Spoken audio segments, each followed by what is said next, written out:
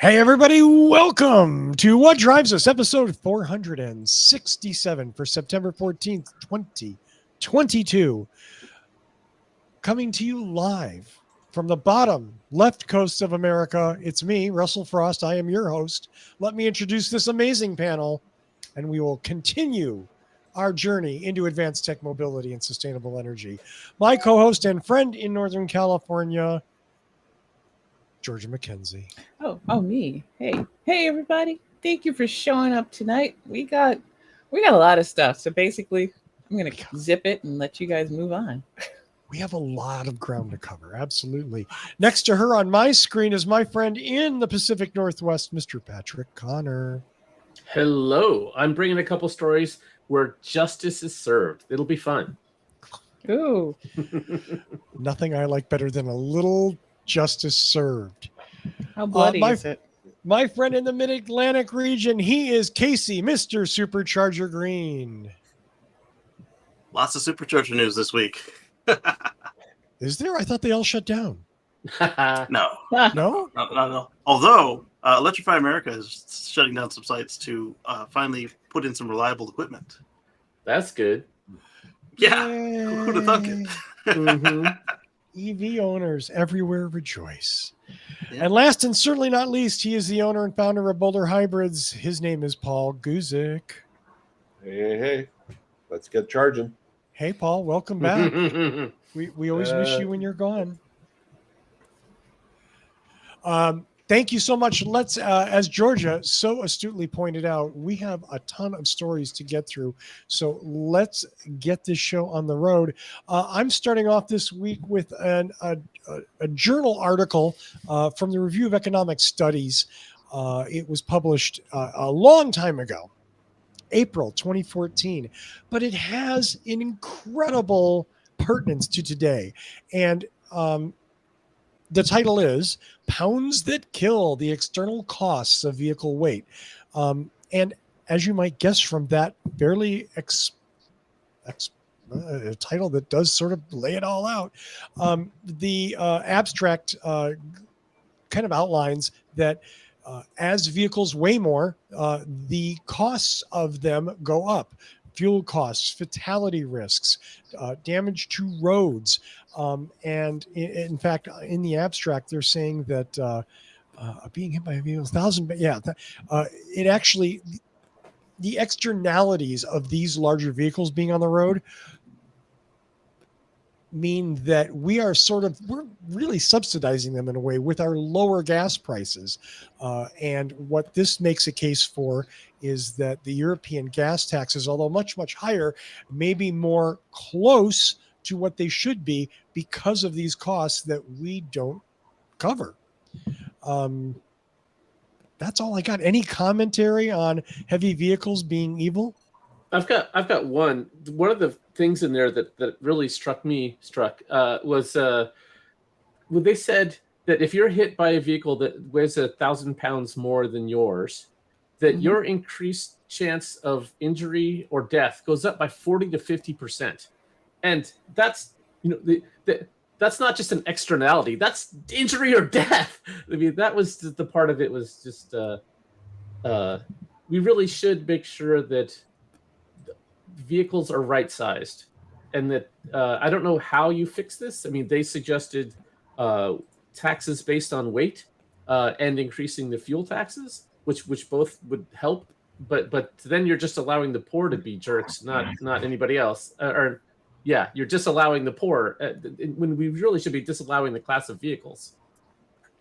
Yeah, and then you've got, like they said, the socialized cost is equivalent to a 97-cent per gallon gas tax, and we're not anywhere near that. In fact, we kind of rolled back what we did have for a little bit. Yeah. Well, the thing is that we're also subsidizing them in road repair. Mm-hmm. We're paying a very, very heavy cost because all the heavy vehicles are tearing up the roads, and that's something we all pay for with our taxes in general. But the people who are not paying their fair share are the ones driving the extra heavy cars and trucks that they honestly don't need. And that's why they don't want that to pay that fair share in gas taxes, because the honest to goodness truth is it'd make them feel bad if they actually had to pay what these things are costing everyone else around them. I mean, Well, if they would charge me fairly, I would stop objecting to it. I was just going to say, they're kind of paying indirectly. Like if you're driving an F-350 that gets 8 miles per gallon, you're buying more gallons of gas. Every gallon of gas has road tax in there. But they might want to say, if your car weighs more than this, you've got to pay an extra annual fee at your DMV to cover. It should be fair. Like they shouldn't say, "Oh, you don't use any gas, so screw you. Here's pay us thousands of dollars a year." That's not accurate either. Yeah, like if you buy the Hummer EV, which is one of the heaviest cars on the road, you're still You going should to pay more than me. Yeah. Yeah. So. Yeah. This is one of those issues that that strikes at the heart of the way we deal with vehicles in the United States, the car culture, that where we've really strongly become vehicles are who we are. They're our persona, they're our way of expressing ourselves, and that it Don't goes tell me more what I can and cannot drive. right. There are machismo too. Absolutely. It's the 2 inches a lot of men have been searching for all their lives, and even some women and non-binary people. That's why they appeal to them. Well, and we talked just a few weeks ago about how wealthy people can afford to buy larger, heavier SUVs because it gives them strength, it gives them power, it gives them protection. Well, it gives them the feeling. Let's make it. Let's point it to the problem, because they're not necessarily better protected, because remember the fact it's the center of gravity. They have problems gripping the road. Remember all that issues with slipping and sliding. Four-wheel drive only helps you go. It doesn't help you stop. You know, being able to handle it for turns. There's a lot of control issues that those cars have, but it gives you the right feeling. And I do find it amazing that for a lot of the people who are very attracted to those vehicles, mentally they're very, I don't deal in feelings, F your feelings types are just, this is just a magnet. And yet so much of it is feelings. It's all their feelings. So very fragile feelings. Hey. Heaven forbid you hurt their feelings. Hey, some people are just natural born Fabergé eggs. There they are. So that's certainly a problem that we're going to wrestle with for a while, because there is so much tied up. I mean, it's almost inarguable that if the United States vehicle fleet was smaller, let's say like it may have been in the late 70s, early 80s, lots of little Honda cars and tiny little cars, not only would there be more room on the road, we'd use less gas, we'd pollute less, it would be safer for bicycles and scooters and motorcycles. But we've upsized and upsized and upsized, and literally every manufacturer has made their vehicles larger because allegedly that's what America wants. That's why the Corolla is bigger than the old Camry. They also like to blame it on the safety tech, which I don't think that the safety tech necessitates makes it that necessary to make them as big as they have. Because like you said, the old Corolla is bigger than, or the new Corolla is bigger than the old Camry. The Civic is bigger than the old Accord. Yeah, they're all big. Well, the interesting thing, when I traveled around through the islands years upon years ago, when dinosaurs roamed the earth, I was amazed at the fact that you could find so many trucks and vans that were just that fit a lot of people, and they were bite-sized. They were tiny. They didn't look like American cars, but they were made by American car manufacturers. And I was like, why can't we get that here?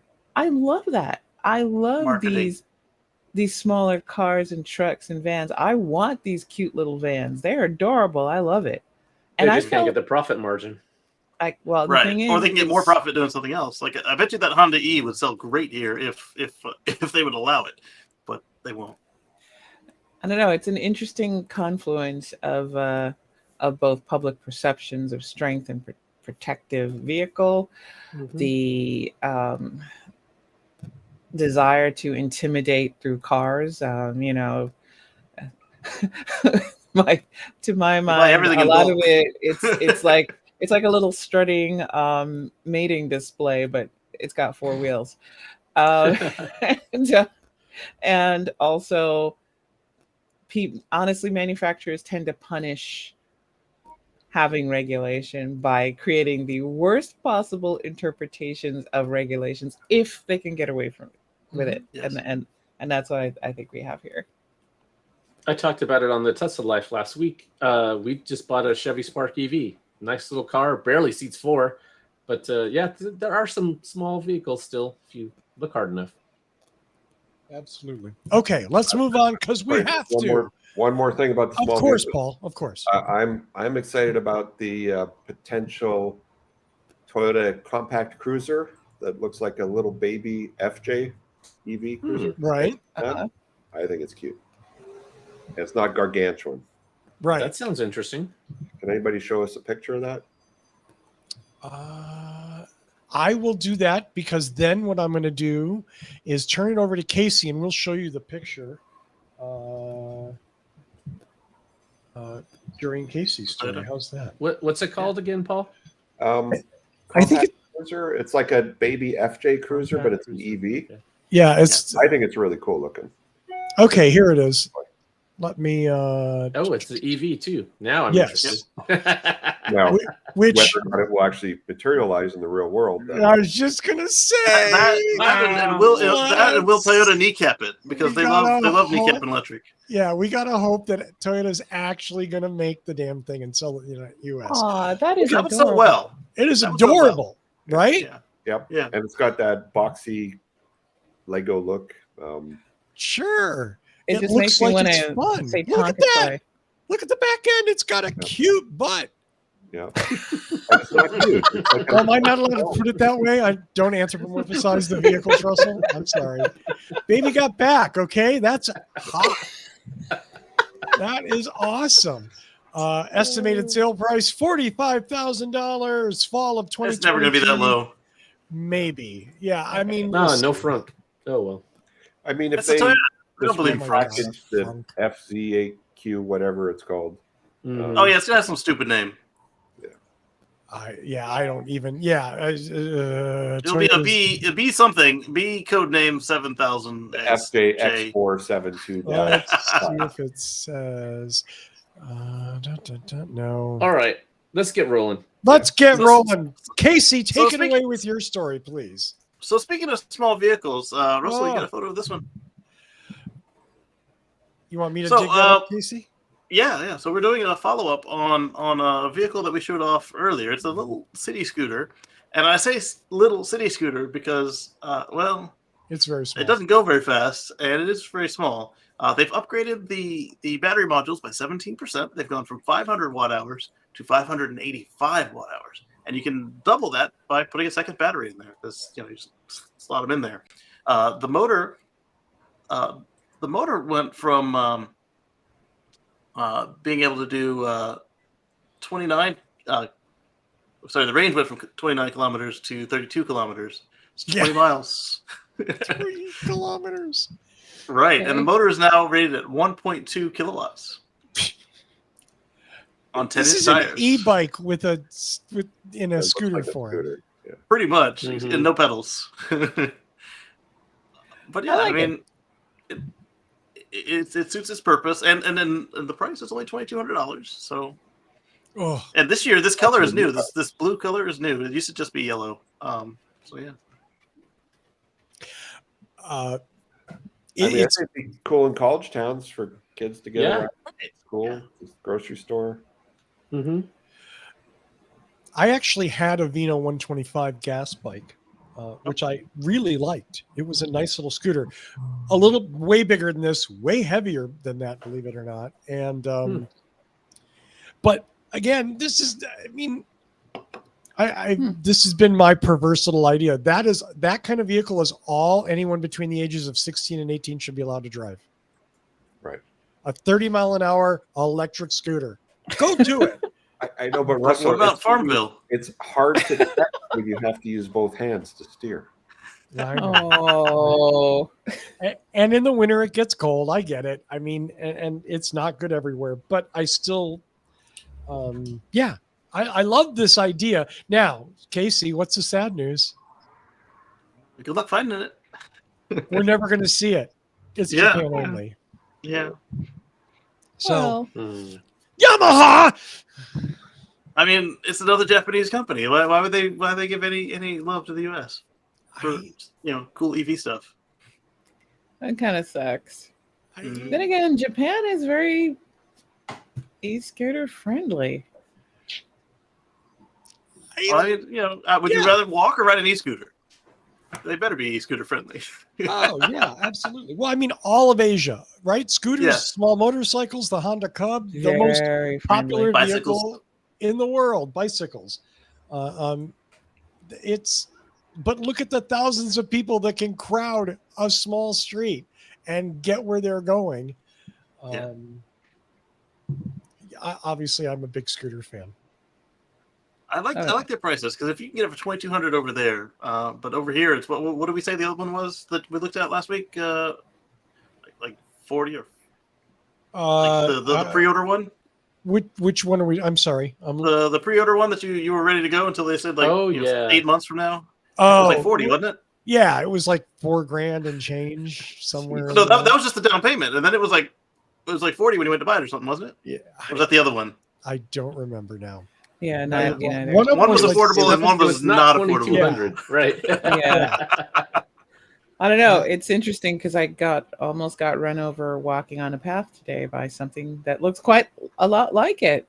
Right. Good thing it wasn't an SUV.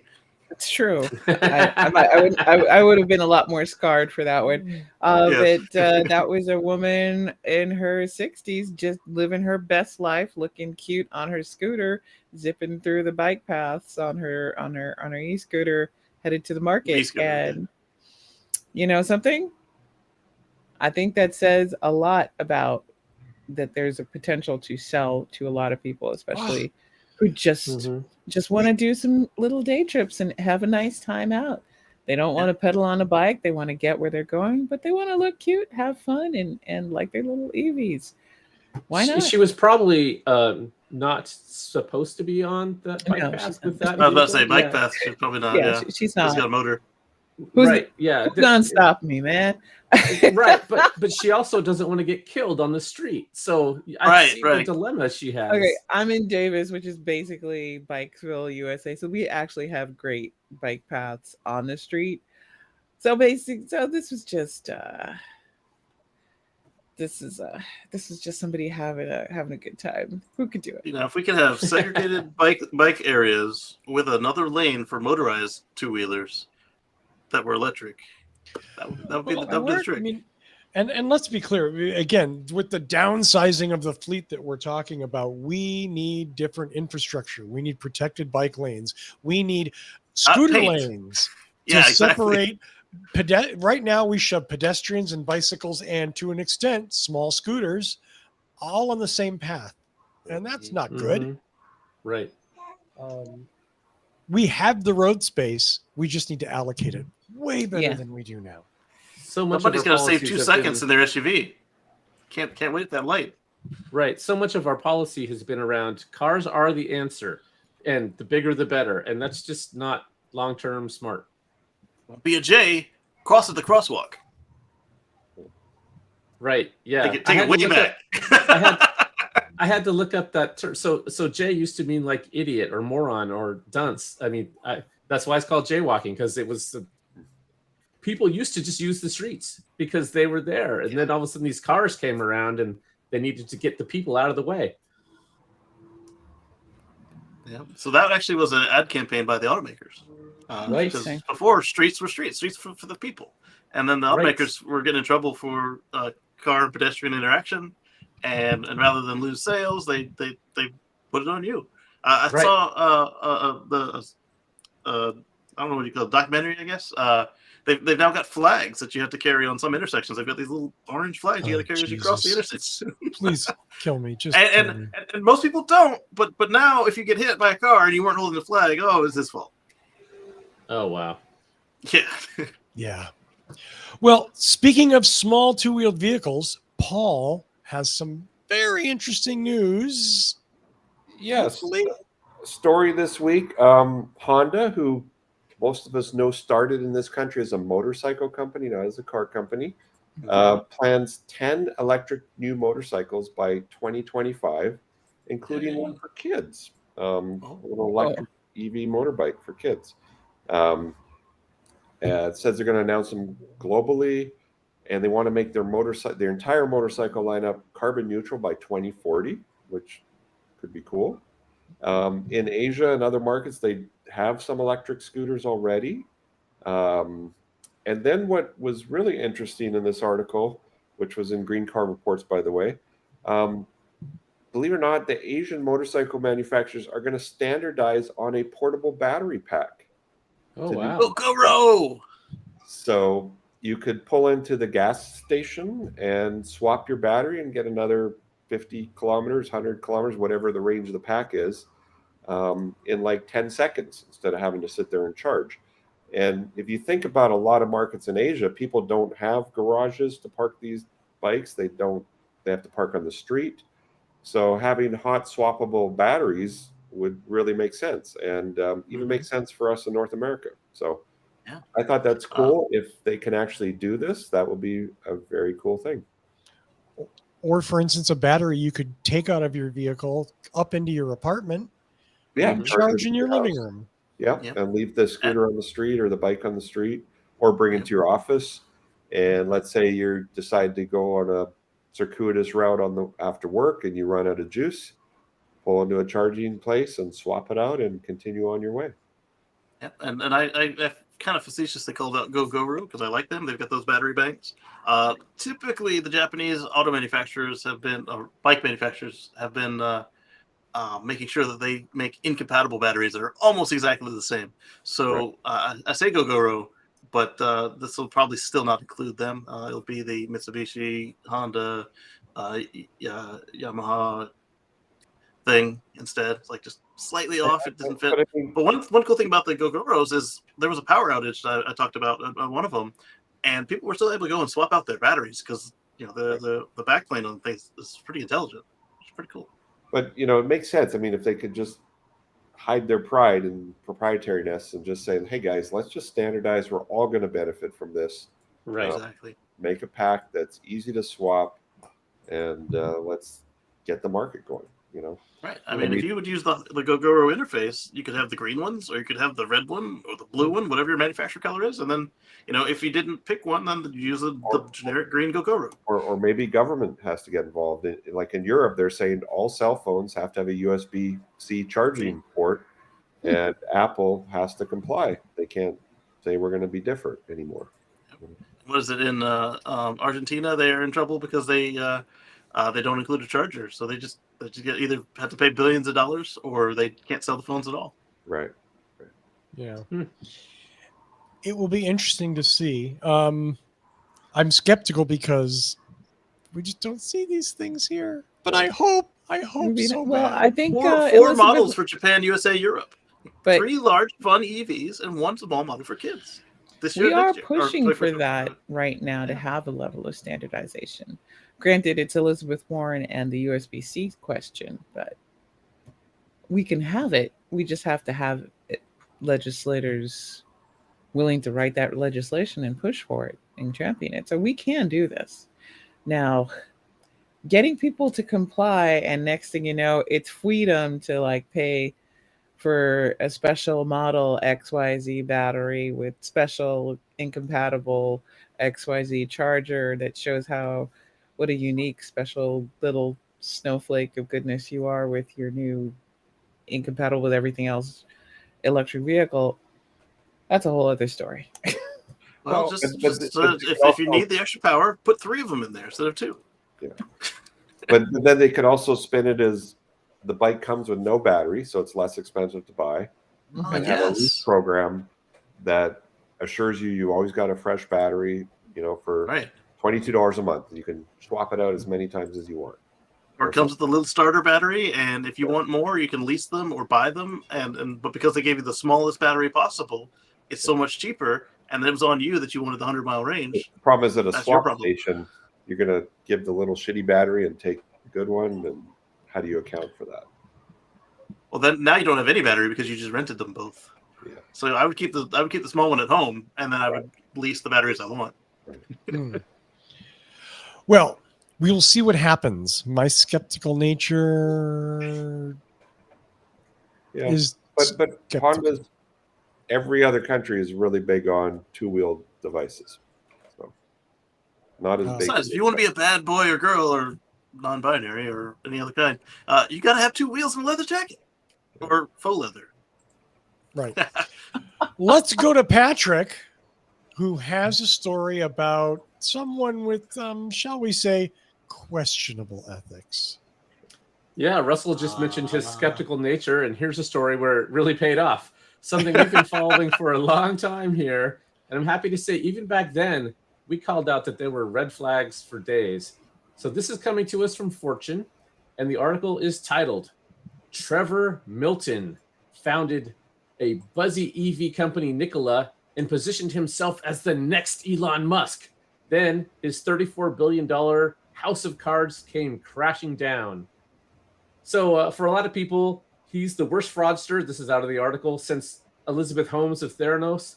They both made big claims about the capabilities of their products when they allegedly knew them to be false, all with the hopes that their claims could be made true before these alleged lies were unveiled.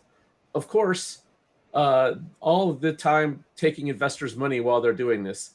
And Milton even took it a step farther than Holmes in that he IPO'd the company. So Milton's trial started yesterday, September 13th, and he is standing trial for manipulating investors. The Hindenburg Research are the ones that deflated this bag of hot air, including the things that they did, like relabeling parts from suppliers and making them look like Nikola technology, a video where they had a truck rolling down a hill, making it appear that it had a working drivetrain when it didn't. Milton claimed that he would refute the Hindenburg report point by point, but we never saw any such rebuttal. Instead, he deleted his social media accounts.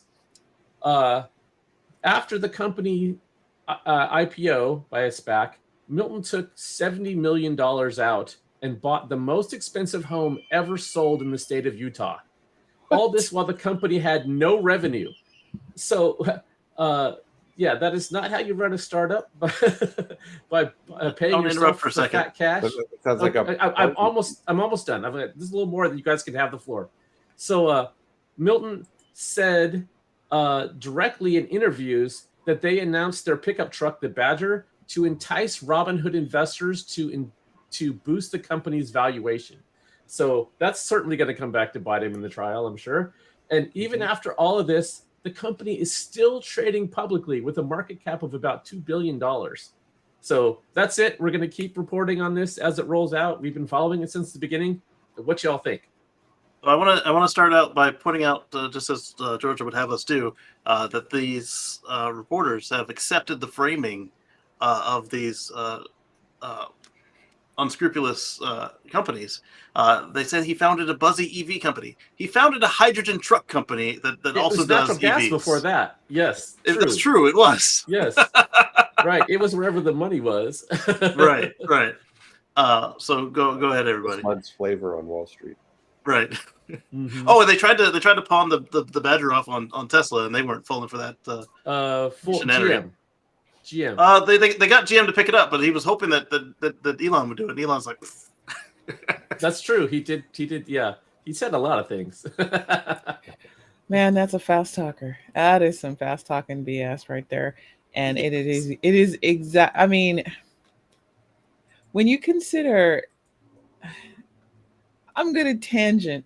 Sorry, people. okay. When you consider that it is so hard for women and minorities to get VC for stuff that they can prove that they built and actual work done. And this man can take them for billions. What are you gonna? What? Well, I can't believe their market cap's still worth $2 billion. That's my others. Yes. How is the market still giving? Well, because now they're making EV trucks, and somehow the hydrogen stuff is still going to work. Somehow they're going to have a hydrogen filling network coast to coast in time for the trucks to actually hit the market and actually need to do work. I never want to hear any stockbroker or any market valuations person ever say a damn thing about holistic medicine, because to me, a good portion of this stuff is as just as dumb as if I put some herbs in some water and then throw out the herbs, the essences stay in the water. It's That just is as pretty dumb. dumb. That is exactly why that company has a $2 billion market cap, because it's like we sort of put in something that could possibly be saleable, and we there's a lot of fraud and everything, but once we take that out, there's still the essence of a company in there that could be profitable.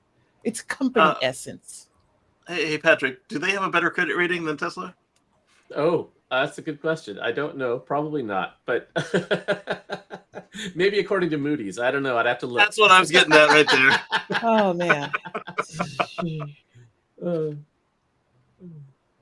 I got nothing. I mean, hydrogen will probably have a place, but it won't be from these guys.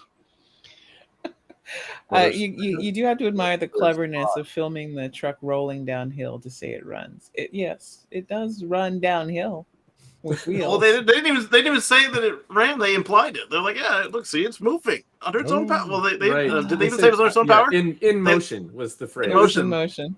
They let us all jump to our own conclusions based on what we could see. They framed it like you couldn't even tell it was on a hill going downhill because they tilted the camera. And as they mentioned in the article that Patrick pointed out, they're like, oh yeah, we invented a drive unit, and we invented an inverter and a reformer, and then like anybody who was close to it could see like the label was peeling off, and you could see who it really was that built it underneath. Oh no, that's just the demo. Ours is coming. It's just not ready yet. So the guy's court case starts, and their stock goes up 6% today. Like, what is going on? Because the market makes no sense. Yeah. Makes no sense. Not a fucking bit of sense. No sense at all. JT said in motion technology.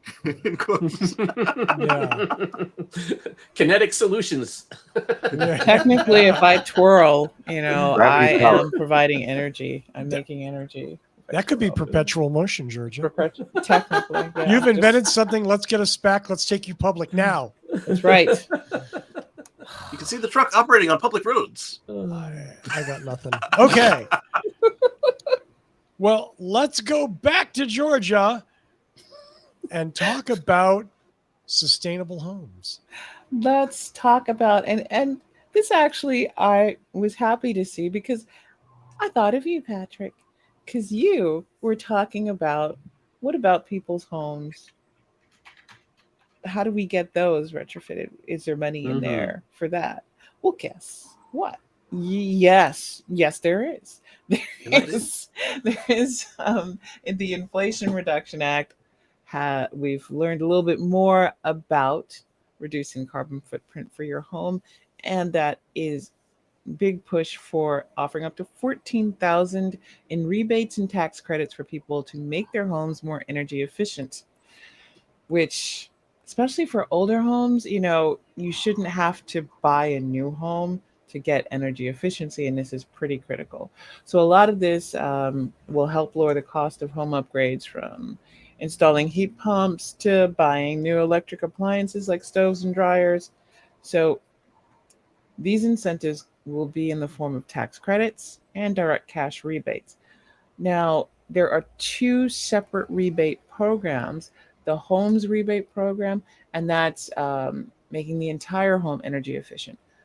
So homeowners make changes that cut their energy usage by at least 35% can get up to $4,000 in rebates. That amount will be doubled for low and middle income households, who can get up to $8,000 in rebates. So when people say means testing doesn't count or is a bad thing, we need means testing, because we're not going to have sustainability if we're trying to provide the same equal amount, but everybody in the lower end scale still can't meet the amount they need to actually get get the energy efficiency. Scale the means testing helps. It means they're able to target that money better. And the other program is the High Efficiency Electric Home Rebate Act. Now, this provides rebates for electrifying their homes by installing heat pumps or electric clothes dryers. The per household rebate is capped at $14,000, and you can't receive two rebates for the same upgrade. I know you were thinking about it. You can't do that. No double So, dipping. no double dipping. So, if you get the home's rebate for the heat pump, you can't get the rebate for that same heat pump through the High Efficiency Electric Home Rebate Act. The home's rebate would cover solar panels and new windows and things like that. So under the law, that's available to the whole house energy saving retrofits, and that they have to begin after August 16th, 2022. So yay, it's already after that, and it must be completed before September 30th, 2031. Program's not up and running, much like the Nikola truck. It is not up and running yet, but unlike them, it is going to be. So we don't know the full amount of the rebates and how to claim them. Now, this is the worst acronym because you cannot say it clearly. The HERA program, the High Efficiency Electric Home Rebate Act, HERA, that will be rebates. Those are specific for appliance purchases and other upgrades. You were talking about the heat pump for yourself there, Patrick. So that is a provision of $8,000 for heat pumps. And It depends on the means testing, though. You can get, depending on, I was just looking at these, you can get up to $8,000 and 100% at a certain level. The next stage, you can get up to 50% covered. And then at the third stage, you can get up to 30% covered at a $2,000 cap. So depending on your income, there's different levels. Yes. Yeah, the one I read for my house in South Carolina, I was looking at ripping out that gas monster, put in a heat pump. It was at 6,000, but I think that was before everything was voted on. So it might be 8,000 for me now. I don't know. It depends on the means testing, of course. But I mean, that would be the only thing left at that point that's gas would be the instant water heater, and that one I don't feel so bad about because it's only on when you're taking a shower or washing dishes or doing laundry. But the heat pump instead of the gas furnace, I think would be a nice touch, especially with the solar. I mean, it's the way to go. Yeah. Well, I can give you what the qualification for HERA is, which is 150% or less of the area median income as determined by HUD. And that's the Department of Housing and Urban Development at the federal level. So not your local. Oh, federal. Okay. Because that local level, they make a little bit of money there. It's a little different. Yeah. Now it's not clear. HERA is going to be set up as point of sale discounts. So the funds for that should be available through September 30th, 2031. So the Inflation Reduction Act also expands the home owner efficiency tax credit called the Energy Efficient Home Improvement Credit, and that covers up to 30% of the cost of energy upgrades with a cap of $1,200 per year. So this is previously available, but it was a lifetime credit, meaning you can claim it only once, which sucks. But now the IRA makes the credit an annual incentive. So, hey, guess what, everybody? You don't have to figure out everything you want to do to your house to upgrade it and how you're going to pay off for that and then take that credit once in your lifetime of owning that house. Now they actually sensibly understand improvement is an annual thing. Just like we work on ourselves in all ways and shapes, we do it on our house. And we can get that credit annually. Yeah. Yeah, like the first owner of my house, he did almost everything all at once because that was how it was set up. So you got the NASA installation, you got the double pane windows, you got LEDs everywhere, the solar. Only thing is missing is the battery and the heat pump, and but he was out of credit by then. Yeah, we've been doing it as a annual. We got a new door one year that had better insulation. We got new windows one year. We got the solar panels one year. We got more solar panels another year. Then we got the batteries. So yeah, we've been doing this and applying for credit for all of them at the State Department of Energy, the Energy Trust of Oregon, and federal. Yep. Yep. So you can get ready for what you want to do. Start, do an energy audit, figure out what changes you can make, and get some guidance on what you can do. Start talking to contractors, figure out what projects you want them on for when the actual knowledge of how to apply for these rebates and tax credits becomes available. Just basically prep yourself so you don't wreck your wallet, and you'll be good to go. But if you're in Oregon, I want to give a plug. The Energy Trust of Oregon is awesome. They will come out, they will do energy audits for free. They give you LED light bulbs for free. They give you low flow shower heads and faucet heads for free. And if you're a customer of PGE, Northwest Natural, or I think Pacific Power, you're already paying for this. It's in your electricity bill, a small amount you pay every month. So you should absolutely take advantage of it. They also have a list of all the incentives that there are in the state and contractors that they've approved. So it's a great place to find the products you want, find the person to install it, and what discounts you can get for it. What if I told them I'm in South Oregon? South Oregon. my power company will give you a whopping 1 LED light bulb. Oh, don't break the bank there, guys. And they're probably taking tax breaks for that too. Oh, probably. Yes, they probably are. Well, I mean, they do have to make back their $9 billion for their hole in the ground that they made to put a nuclear reactor and then just filled it back in with dirt without ever putting a nuke in it. I got nothing. Well, thank you so much for that, Georgia. Yeah, progress is good in this case. We, doing better things with our homes and a little bit of help from the government to encourage us to do the right thing. Yay. Incentivizing the right thing. Speaking of doing the right thing, as Patrick mentioned earlier, he's got some stories with a little edge of justice to them. And this is the first one. Patrick? Oh, all right. My second story. Previously on this podcast, we have talked about how people selling emission defeat devices that allow diesel owners to roll coal have been fined and shut down. And that's a great thing. But they've often sold thousands of these things before they get stopped. So here we have a story about a coal rolling owner that is getting shut down. So this comes to us from The Drive. It's titled, Diesel Ram Owner Forced to Scrap Truck Over Deleted Emissions Equipment. So this person, Mike Siebold, apparently tried to sell his modified 2008 Ram 2500 on the Facebook Marketplace. And he advertised it as having deleted emissions equipment. Well, the New Jersey Department of Environmental Protection noticed this and informed him that it was illegal to sell a vehicle that did not meet the state's emission standards, and that he had to return the vehicle to stock before he could sell it. Well, Siebold refused to return the vehicle to stock, claiming that it would cost him over $10,000 to do so. And instead, his solution was to deregister the vehicle, return the plates, meaning that he could no longer drive it on public roads. But in his mind, this would get the state off of his back.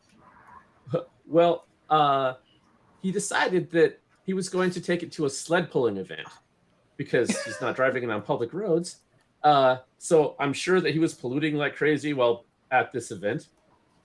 The state informed him that they were not happy with this and that he had a deadline of September 25th, so just 11 days from now, where he had to either re-add the emissions components like a particulate filter back to the truck, or alternatively, he could have it destroyed. And if he didn't do one of these two things, he was going to have monetary penalties. So Siebold's answer to this was scheduled to have his truck crushed 2 days from now on September 16th. One less coal roller on the road. So would you call this no cash for clunkers program? So the statute is that you cannot transfer the truck's title in any way without returning it to stock. This includes giving it away. So he was breaking the law no matter what he did until he put it back to stock because he advertised it as not having proper emissions equipment. Well, that truck looks like it's very expensive, and it cost him a lot of money to buy, and it probably cost him a lot of money to do the customization. And he's probably losing a lot of money on that. That's a tragedy. Okay, so what are we having for dinner? No sympathy from this crowd, that's for sure. Exactly. We're having some justice for dinner. That's what we're having. Justice pie. Enjoy a nice big slice. So I'm going to share a picture of this truck. No. Oh yes. It's got the opposite of those people who like to do the little thing that make it look like a semi truck, where it's got like the smokestacks. This one has a downspout. It's like what is that? Oh man. I'm like, y'all. We do have conservatives in New Jersey and in New York, and hardcore QAnon, all the whole thing. But we just don't play with them. I can guarantee you, he's rolled coal in front of a couple of Priuses. Oh, I'm sure he has deliberately. I mean, and the fact that he puts it at the bottom to make sure that it gets into your face and in your lungs. Yeah. Once again, it's called the what a universe tragedy. balancing out. Yeah, what a tragedy. Anyhow. I bet he said something about Law and Order once or twice too. Oh, wait, did he come back and get me? Although I do have to say that a pipe bent down isn't really as manly as one that stands straight up. It's probably a symbolic one of all his issues. Anyway. Flaccid comes to mind. I don't know why. Well, this story's gone limp. Patrick's got a million of them. So Patrick, it looks like I forgot one of your stories. No, he did it. Both of them. I already did the Trevor Milton one. Okay. Yeah, you're good. Thank you. I thought, yes, I did. Okay. I hate forgetting stories. My apologies. We're good. Let's move on with having that story ended successfully, hopefully, with that thing going to the scrapyard, and go to Georgia, who has a story about Wyoming air. Well, Wyoming, guess what you're getting? And once again, this is thanks to a new law. Well, you are going to be getting money because somebody is launching a Wyoming direct air carbon capture project. Which to me sounds like what they're getting is a boondoggle. I was going to say boondoggle. I don't know. What can I say? I don't know. I'm not going to tell you that it is. I'm not going to tell you that it isn't. I am going to say that it is it's an attempt to move in a direction that, frankly, for Wyoming in particular, considering where Wyoming ranks in sustainability and efforts to green. Yeah, it's got enough space to do it. I'm surprised that someone is willing to invest in it. But hey, it's good for Wyoming. It's good for Wyoming's workers. So we're talking the first large-scale direct air capture project, an attempt to capture and store 5 million tons of carbon dioxide by the year 2030. And that is Project Bison in Wyoming with Frontier Carbon Solutions and carbon capture. And it's a milestone as government and private investment pours into the new direct air capture climate technology. Now, much like Patrick, I'm sitting there going, have we just tried not making the carbon? It's a little bit like, if you want to not be drunk, don't drink. But hey, what do I know? But we're getting it.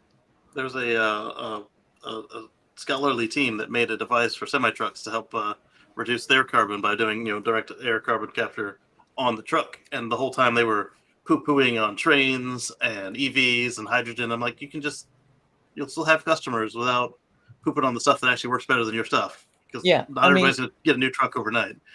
I think of carbon capture as something that perhaps it's good to have because there is no 100% pure way to exist.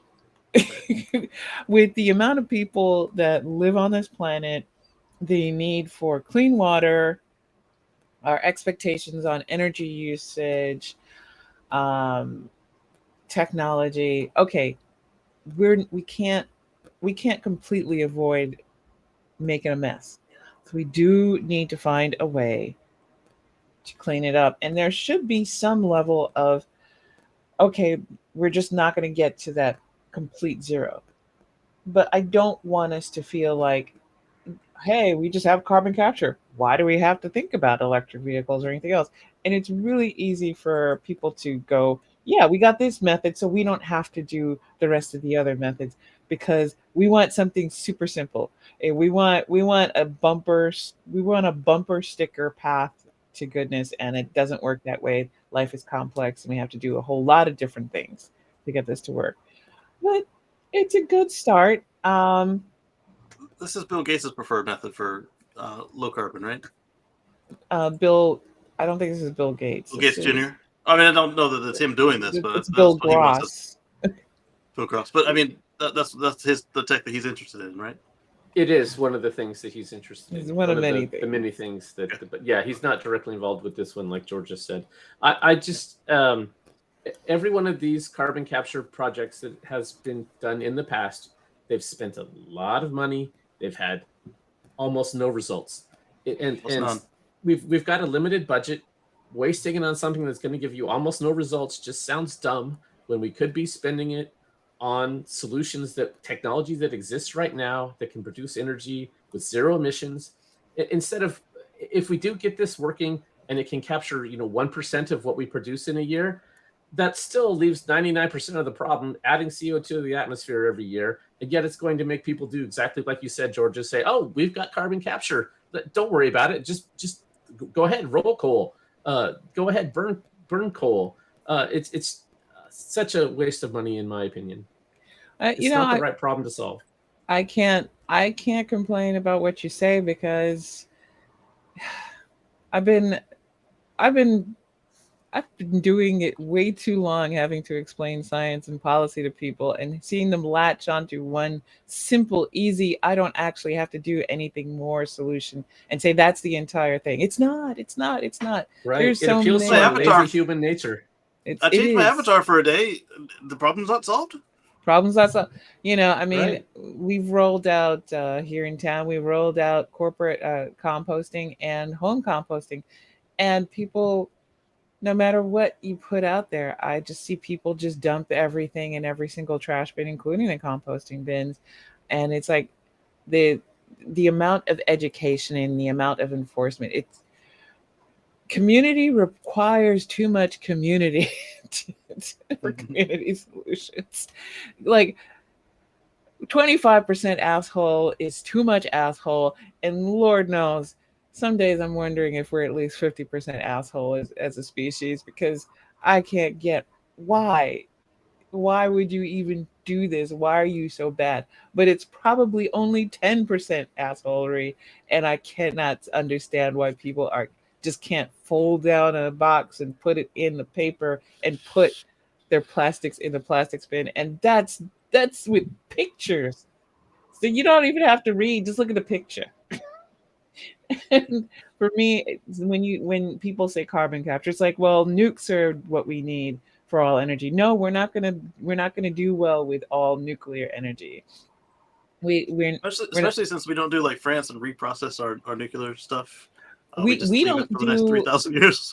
We don't do anything sensible like learn how to clean up after ourselves. We can Never. deep drill for oil. We don't know how to cap it. Nobody says. Oh, we know how to cap it, but we don't know how to pay for the capping because no, it's not. We actually really don't. We don't know when we have a break how to. Really we don't even know when we're leaking. We don't know how to really. We can put like a little tape over the gusher and go, hey, it's fixed. We'll just have to keep an eye on it. It'll be okay. Yeah, there's a list on Wikipedia of current leaks, and it's like hundreds. Yeah, and these are active leaks that are We're going on poisoning right ourselves. now. That are documented. We can't stop They've been there ourselves for years. Yeah, and I've always said, why are we doing deep drilling when we don't ask for a plan on deep capping? We don't ask for a plan. We don't say town on fire in West Virginia for the last 50 years. Yeah, if we don't have a plan that goes from A to Z, why are we doing this? And I am okay with this plant. I'm okay with Wyoming making a commitment to something green. And I'm going to read a statement from one of our followers in chat, Mr. N. Bruce Nelson. It is because people don't recognize that they are part of a community. Families are suffering enough that many don't even learn that they're, and you are, to a certain extent, you're right. And then to another extent, is that community with people who don't look like you, who aren't related to you. For a lot of people, they reject that concept unless they can unless something kind of cracks them open a little bit, and they say, "Oh, I am connected to all these people, and I don't have to have tons of things in common, blood or looks or anything else, or religion or culture, to be connected." But I see, but you're right. But I think though we have to take small steps, and especially a deep red state like Wyoming, when a red state puts an investment into it. And I'm going to also say to people out there who are in red states, any progress you make, you kind of have to grab it with both hands and hold on to it, because when deeply conservative people get into power and they still can't have things, don't turn out the way how their philosophy says it should, they then get even more conservative and they go harder right down the wrong path, because eventually that wrong path is going to turn into the right path. They just know it. Things are going to change. And so hang on to any good thing that comes out of this. That's really the only reason why I brought it up. But Patrick, you and I could sit over there in the skeptics corner. We'll have tea. Patrick? Oh. I was, yeah.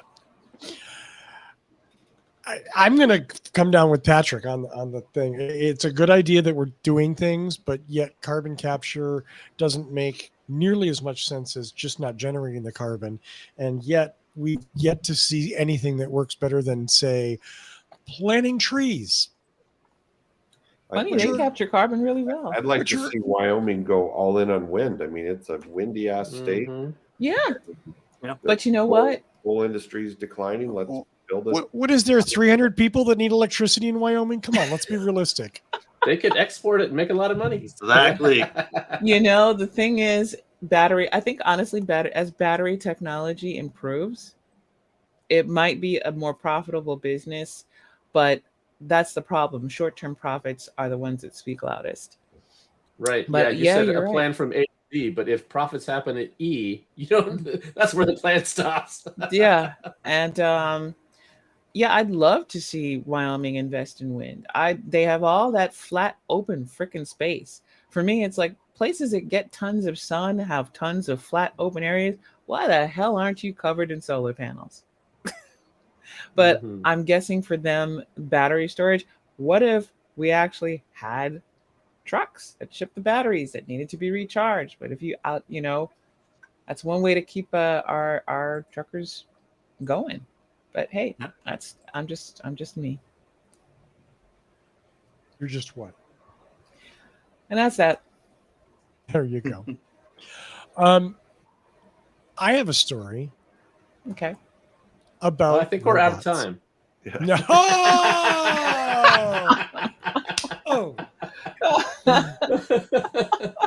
I got nothing. No overtime. I got nothing. Okay, so all I'm going to say this: delivery robots suck. There's no point to them. Like carbon capture, you know what? We got humans that need jobs. Pay somebody to deliver something, okay? And if that's not good enough for you, maybe you don't need to be buying that bullshit. Yeah. Anyway, story in Axios about delivery robots. They're not quite ready to roll, blah, blah, blah. These little cooler sized robots with flags that go down the street. And there's been some YouTube videos this week of them kind of, there was one great one of a robot going through police tape at an accident scene. Oh, wow. I saw that one. Yeah. I saw it too. Yeah. Yeah. I even lifted the tape so it could go under, so his flag didn't get stuck. Because why not, right? Right. And I guess I like the one that got hit by the train. Maybe there's an argument to be made that we need these, but I'm here to tell you right now, I'm making the Luddite argument. We don't need them. They're stupid. Let's pay people to deliver things. And if we can't, then we probably don't. There's probably a better business model out there to chase. That's all. Full disclosure, Russell delivers stuff for a living. I do. Although, honestly, I'm so not worried about being replaced by a robot because believe me, Your product would get stolen before it got to the customer. Couldn't happen. Yeah. I mean, look, this is a neighborhood kind of thing. This is, where food from a supermarket being delivered within a half mile or a mile. This isn't a county-wide or even a city-wide necessarily delivery option. And maybe at some point in the future that makes sense. I don't know. It doesn't. It's like the drone delivery thing. 10-year-olds in the neighborhood are going to go flip them upside down, so they're just sitting there at the wheel. The bored 10-year-olds, a 61-year-old will, okay, just to watch his little wheels spin like a turtle. Well, now you've heard me use this analogy before, that we keep liking the idea that as a nation we're going to be the landed gentry class and we're going to outsource all this stuff, and we're doing the same thing with robots here as we did with manufacturing, where we tried to make it into like we'd be landed gentry and all educated consumers sitting in luxury, but we'll send it to China and we'll send it to India and we'll send it to all these different countries, Bangladesh, and make them do this work. And it's like, dudes, stuff the robots. I don't understand why tech people spend all their time and energy reinventing a freaking wheel. Pay workers fairly and let them do delivery. Because they have no imagination and they want money. Oh, I'm sorry. Yeah, I mean, I do like that Gates is saying to tax the robot owners the same amount of the wages that you've just canceled out. So that at least that way they'll have to think twice before they put a robot in place. But it's a new tax, so I don't think they'll ever get voted in place. Well, we got to do something, because the honest to goodness truth is stability in a society requires work for all, not just their labor. It's not the same thing as requiring everybody laboring. It requires a form of work for income. I mean, we've already hit a point where we need to have something like a guaranteed income, and it should be means tested, but a level of guaranteed income, if we're going to keep going down this route where we think that we're going to automate so many different processes. We already go to supermarkets and we have to deal with those stupid self-checkout lanes that are halfway broken all the time, and this can't take cash, I don't know why, and this isn't scanning, and there's one poor person you can't take cash because they let the guy who watches you use the thing go, so now there's no place to deal with the cash, so no one's dealing with the cash and they can't take cash, and we have these, and we keep trying to get rid of people doing service jobs as if there's something wrong with doing service jobs. You know what? There are people who are genuinely great at service jobs. Pay them more and let them work. Don't replace them with automatic checkout lanes. Don't replace them with robots. Don't try to outsource things to some small country because you can pay them pennies on the dollar and they'll be thankful for it just because of the rate of exchange, because all you're doing is destabilizing the society you live in. If you want to be a prosperous rich person, you better get a little bit more socialist, because you know what's great for growing wealth and being able to enjoy it? A prosperous nation where everybody has enough work and enough money to enjoy a basic human life. You know what's let them eat cake for being rich?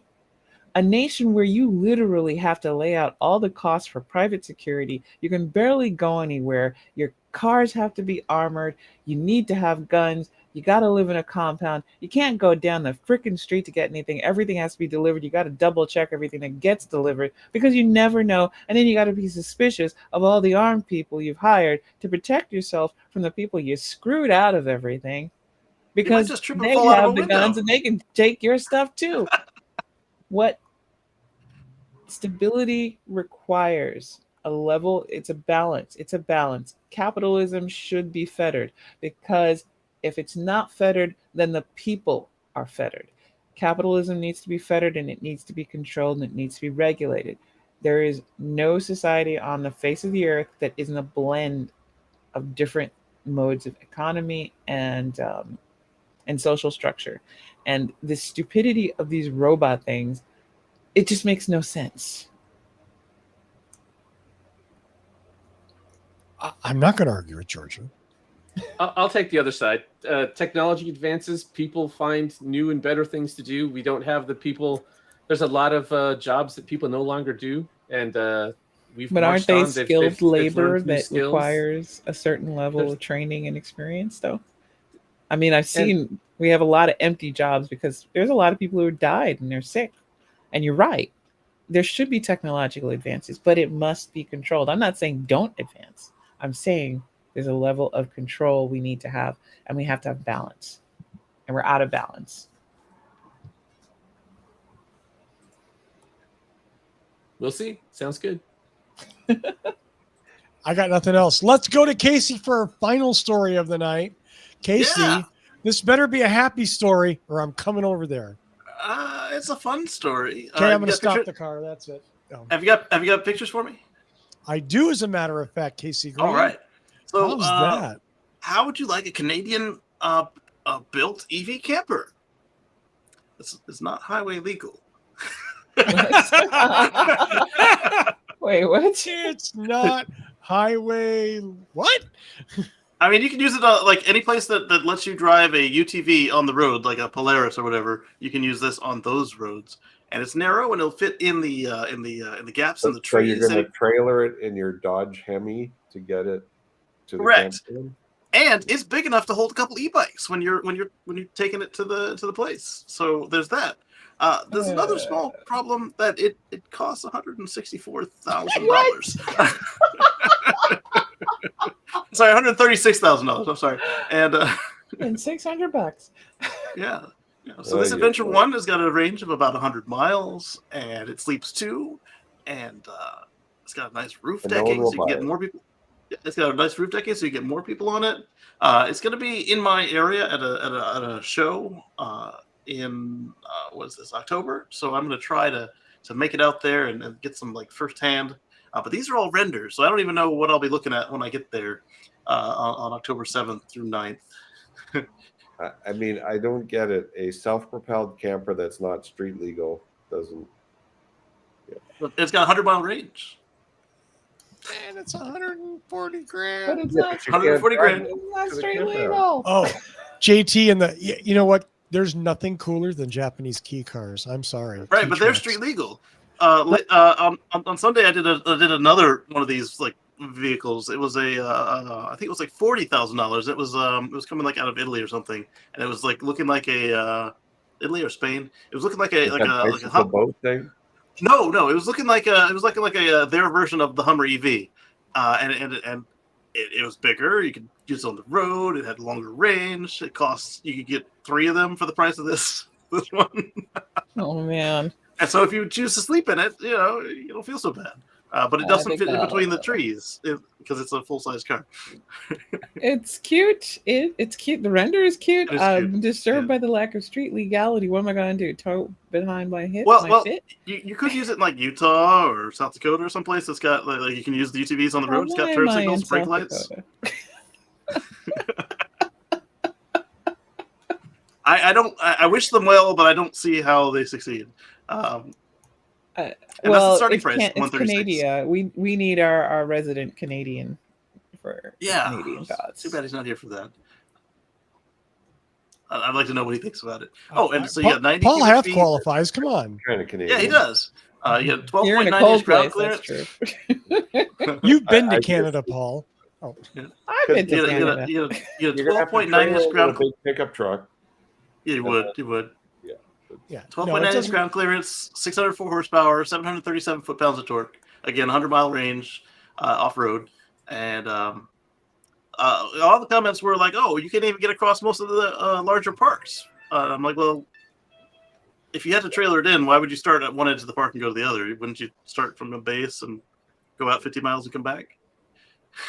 I guess the only thing that struck me when I first saw this is, number one, it looks. Hold on 1 second. I mean, It looks just like the canoe It vehicle. does, If except you've smaller. seen it. Yeah, And that's what caught my eye too. It's like, some, I was like, oh, look at that. somebody with a 3D render application saw the canoe, has seen the Rivian, and went, okay, we can slap these two things together. Boom, we're selling a $136,000 vehicle. Yes. Let's make it a little more maybe narrow, and we're good. If there was a program to rent one, if you went to Rocky Oh, that Mountain would be National great. Park, Yeah. and they charged them up and put in fresh bedding for your week trip in the park, that might be cool. But no private owner's going to want one of these. Yeah, I mean, that's a really great point, though. If you could drive one of these around a place, if they were there, you could rent them. That would be fun. Yeah, if you went to like Yosemite and you could drive through the trails on Yosemite on these things, kind of a thing. Yeah, Right, anywhere. Take the train or the bus to Yosemite and then rent one of these to go off in the woods for your week-long vacation. That would be cool. Yeah, I like that. Yeah, that's a business opportunity right there. We found a purpose for an otherwise purposeless vehicle. Let's do some shout outs and go home because we're already over on time. And I'm going to start with my friend, Paul Guzik, because it's dark where he is. It's getting dark, and I've been working for a long time, and I want to go home. Go ahead. Just going to say the used car market's getting a little better each week, but it still sucks. So don't buy a car unless you need to. But if you have a broken car and you're in the Boulder, Denver area, check us out at boulderhc.com. We work on hybrids and EVs. Paul is the man. I bought my car from him. And I wouldn't say you should too, but I don't have anything for sale. Yeah, he doesn't have anything for sale, so you can't do it. I bought the last one and okay, no, that's not true. Kacey, what's new and exciting in your world, my friend? Well, I just wanted to touch real quick with the first comment on that article. $136,000. You'll definitely want to get a pre-order in quickly. Yeah. All right, so I've got a weekly stream I do on Sundays at youtube.com/Kacey Green. That's KACEYGREEN. I'm still recording videos. I'm not editing them by any means. They're still just taking up space on my server. But eventually, I'll either run out of space and not want to delete something, or the baby will have a consistent schedule, or I'll find a couple free minutes to actually cobble something together to make it look nice. And you'll be able to find those pre-recorded videos at the same place. And as Georgia says, I'm training the AI, so it'll probably be some AI stuff or some green tech. Who knows? Whatever I'm in the mood for. There you go. Well, do visit Kacey at his website or at youtube.com/Kacey Green. Subscribe. Click on the bell for notifications because you want to know when Kacey's doing. And still, are you still? Wait. Did I notice you're doing your live thing on a different day now? Same day, same time. Same time. Okay. Yeah. Everyone. Patrick. Hello. I'm going to start out with I'm with the Oregon Electric Vehicle Association. You can find us at oeva.org. And you should check out in your local area a National Drive Electric Week event. We've got one that we're going to be putting on here. So go check those out. Find one in your area. Go talk to people that drive EVs. Ask them whatever questions you have about what it's really like to live with it. Where do you charge it? How much does that cost? How much do you save? Whatever you want to know. My other plug is I blog at carswithcords.net. My latest post is about Stormwatch. So what used to be Stormwatch in the wintertime has turned into Firewatch, in that it kicked on several times this summer when there were dangers of fire in my area. And California has occasionally shut down high power lines because of high wind and fire risk. Well, now Oregon's doing the same. And so the batteries were full and ready to go if that happened in my area. And it did to some of my neighbors, but luckily we avoided it. So, and my final note here, as always, I say, stay positive, test negative, COVID's not over, be safe out there, take care of yourself. Bye, everybody.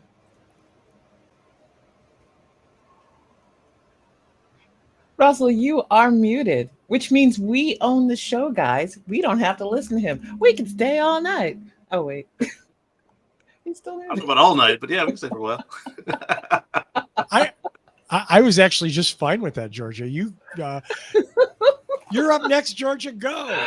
All right. Thank you guys for hanging out with us. You've been here for 1 hour listening to us talk about a whole lot of stuff. Hopefully, we've given you tons of good things to think about. And when you're done here, if you want to catch anything else, don't forget, you can head on over to Kacey Green's channel.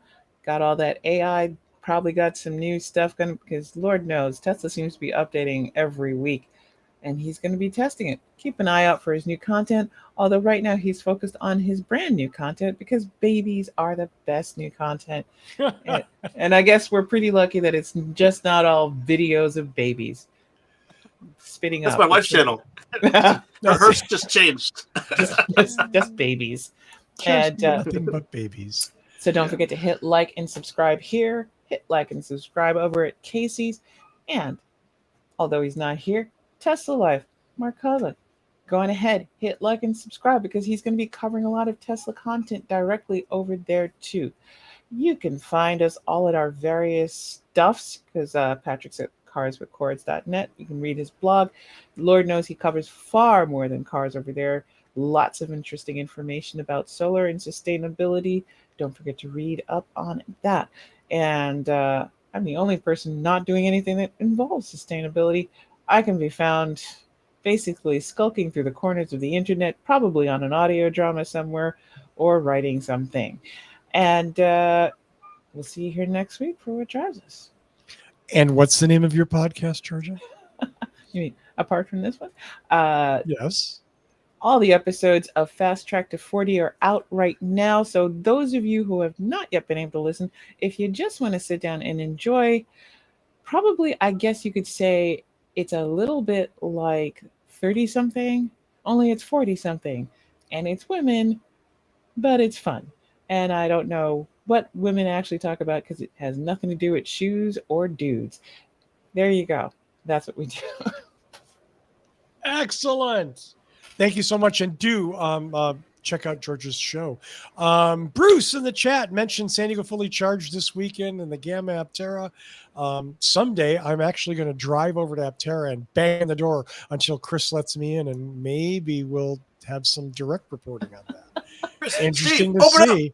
Yeah, open it up. So I want to thank Paul and Patrick, who had to bail because we went over on time today. And of course, Georgia and Kacey for being here. Thanks to everybody in the chat room. As always, love to have you here. My thanks to Michael Manring for our theme music. Check us out next week and find out what drives us.